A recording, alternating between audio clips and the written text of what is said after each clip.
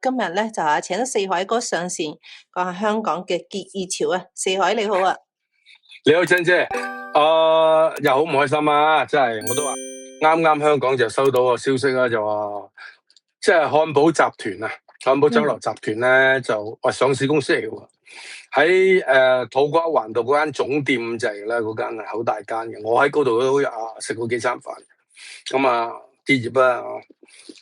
不過漢堡即係結業有咩咁特別啦？即係以往啦香港好多茶樓酒肆酒家，間有間唔同嘅特色，即係集團式嘅經營咧，就喺應該90年代先至興嘅，就將其他啲好有特色嘅啲酒樓咧，就逐漸淘汰。咁啊，漢堡酒樓嘅特色係乜嘢咧？嗱，佢係第一個叫做龍蝦大王。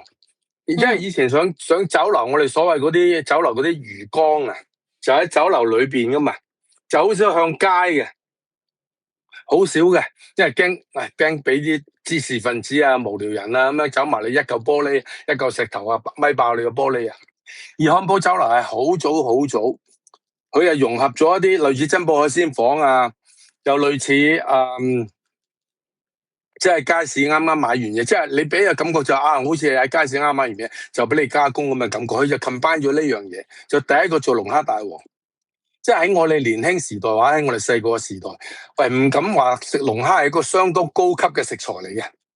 即係一講話哇食龍蝦，個個都話呢一聲啊嘛。即係非常豪華嘅餐宴啊！即係你差唔多食親龍蝦，你起碼每一個頭嘅消費一定要過500，你先食得起啊！即係唔信你真係你原本食嘅龍蝦，你睇下幾多錢啦？嗱，起碼收你2-3千蚊咧，斤領頭嘅龍蝦。不過當然你跟到細個食嘅價，唔使呢個價，我夠膽話，即係我理解有我理辦法啦。咁漢堡係第一個做龍蝦大王嘅。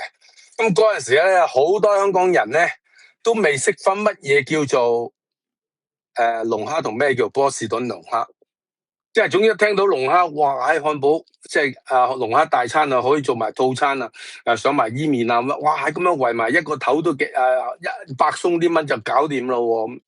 佢就咁樣做起嘅，但係佢食嗰啲梗係唔係 crayfish 嗰啲咁嘅，即係我即係青貝龍啦。嗱，即係我就一路覺得咧，龍蝦最好食咧就係青貝花龍、探龍。